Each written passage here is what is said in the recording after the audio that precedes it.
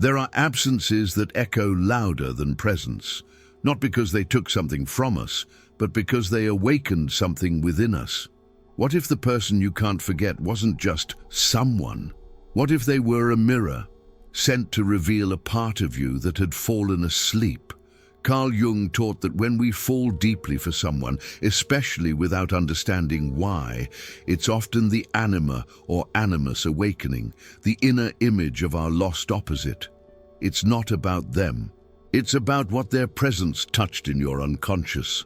Neville Goddard would say, you never meet a person by chance. You meet a reflection of your own state of consciousness. So maybe you're not haunted by their memory. Maybe you're being asked to become what they once reflected. In this journey, we'll walk through the invisible path, from projection to integration, from the longing for them to the recovery of yourself, because some people arrive as mirrors and leave as myths. Shall we begin? You thought you were seeing them, their eyes, their gestures, their soul, but what you were really witnessing was the forgotten part of you they activated. Carl Jung reminds us that the unconscious speaks through projection. That which we do not recognize within, we place upon the other, as if they carried a truth we were not ready to name. And so, when this person entered your life, it wasn't random. They didn't simply arrive, they reawakened. You didn't fall for who they truly were. You fell for the echo they stirred in your soul, a memory not of them, but of you. That's why their departure doesn't just hurt, it mythologizes, because their presence was never about permanence. It was about reactivating a hidden self that had gone silent inside you. Maybe they came to return a fragment you had lost in childhood. Maybe their voice echoed the tone your soul was waiting to hear since lifetimes. Or maybe they mirrored the courage, the sensuality, the mystery you were too afraid to live out loud. And now, in their absence, you ache, not because they are gone, but because you touch something eternal in you that you don't know how to hold alone. This is not obsession. This is soul memory calling for integration, because when a person reflects a forgotten part of your being, they don't just leave. They remain as a myth, a key, a calling. There is a phrase that echoes too easily in moments of grief: just let go. But how do you let go of something that has become part of your internal landscape? How do you release a memory that still breathes inside you? Some teachings, well-intentioned but hollow, suggest that surrender is the key. But surrender isn't forgetting. It is the sacred work of transformation. Neville Goddard once said that you don't release people. You release the self-concept that once needed them to awaken. So perhaps the path isn't about removing their presence, but about letting an old version of yourself dissolve, the one who believed she needed their reflection to feel whole. Healing in this light is not detachment. It is a deep remembering. You don't walk away from the myth. You become the myth that was once mirrored through them. The wound remains not because you're weak or spiritually lost, but because the message has not yet been fully heard. You're not being asked to forget them. You're being invited to remember yourself more deeply than ever before, not who you were in their presence, but who you are now, after having been seen. Letting go, then, is no longer an act of abandonment. It becomes a silent vow. I will carry forward what you came to awaken. Some connections are not made to last, they are made to awaken, and yet the soul resists. It aches not for the person themselves, but for what their presence illuminated. You may ask yourself, why didn't it continue? But perhaps the more sacred question is, what did I see in their presence that I had forgotten in mine? There are souls that do not arrive to stay. They arrive like comets, burning briefly, yet leaving behind a trail of remembrance. They pass through your life, but mark your inner sky forever. Jung would say they carried an archetype you had lost touch with, a symbol, a fragment, a mythic calling, not a partner, not a destiny, but a reflection of the story you were born to live more fully. To try to move on from such a person is to miss the point. You were never meant to move on. You were meant to move inward, because what touched you was never theirs to give. It was yours to retrieve, and now that they are gone, their essence remains, not as memory alone, but as an invitation to write the chapter they revealed, to live the quality they embodied, to recognize what they came to awaken, not in them, but in you. There is a kind of missing that doesn't fade with time, a loop of thought, memory, and sensation that returns, not as nostalgia, but as unfinished inner work. You tell yourself it's about them, but what if it's not? What if it's about a part of you, that their presence awakened, but you never fully embraced? Jung spoke of archetypes, ancient patterns that live within us.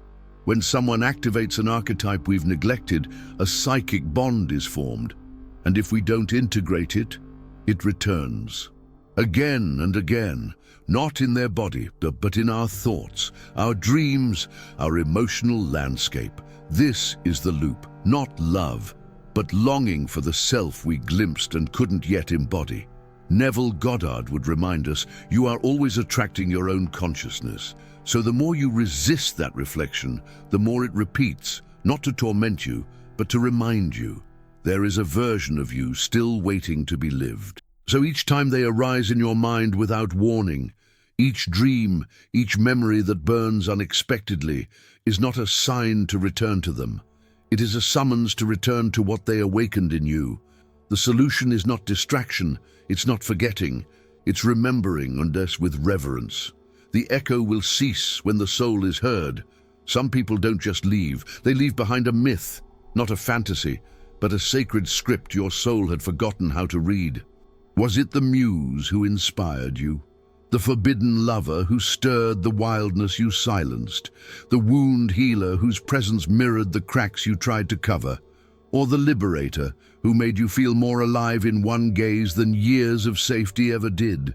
What they awakened is not about them. It is about the archetype, the energy, the pattern that now pulses within you. Jung saw these figures not as people, but as symbols. And Neville Goddard would whisper, the symbol appears when the soul is ready to evolve. So the question is no longer, why did they leave? It becomes, what part of me were they asking me to reclaim? Because the myth is unfinished, and it was never theirs to complete. It belongs to you. You are the one now called to live what they came to reveal, not in longing, but in embodiment. The ache isn't a wound, it's a doorway. And when you step through it, not to chase but to integrate, they no longer remain as absence. They become presence inside you. For 6 months, she carried him in her dreams, not in words or images, but in a feeling she couldn't name. He had left without a trace, and yet his presence haunted her like unfinished music. Her friends said, cut the cord. Her therapist said, let go. But something in her soul whispered, go deeper. So she did, not to chase him, but to find the echo. She began writing down every detail she remembered, not about him, but about how she felt in his presence. Alive, free, daring, seen without explanation, loved without being claimed. And then it struck her. Everything she admired in him was everything she had silenced in herself. He was not the destination, he was the mirror, and what he mirrored was a version of her that still waited in exile. She didn't get him back, but she got herself. Not the self she was before him, but the one she had only become because of him. And when that happened, the dreams stopped, not because the bond was broken, but because the message had been received. His role was never to stay, it was to awaken. Did you enjoy the content and it made a difference for you? Click on Super Thanks and support our work. There's a difference between memory and myth. One lingers in the mind, the other echoes in the soul. If their presence still stirs within you, if they arrive in dreams, in songs, in the silence between thoughts, it may not be them you're holding on to. It may be the part of you they once revealed. A mirror asks nothing but reflection, but a myth asks for embodiment. It doesn't want to be remembered, it wants to be lived. So the real question is not, why can't I forget them? It's, What part of me am I still afraid to become? Was it their courage, their depth, their wildness, or simply the way they made you feel real, without pretending? When you allow this question to sink beneath thought, when you dare to feel the archetype instead of chasing the person, the haunting shifts. They no longer return as a wound. They become a guide, not to bring you back to the past, but to lead you forward into a self that was always waiting to be born. There are names that still hold weight in the air, not because they remain, but because something of you still lives in their memory. When a person awakens a hidden part of your being, they don't just become a memory, they become a vessel for your transformation, your vow, your return to self.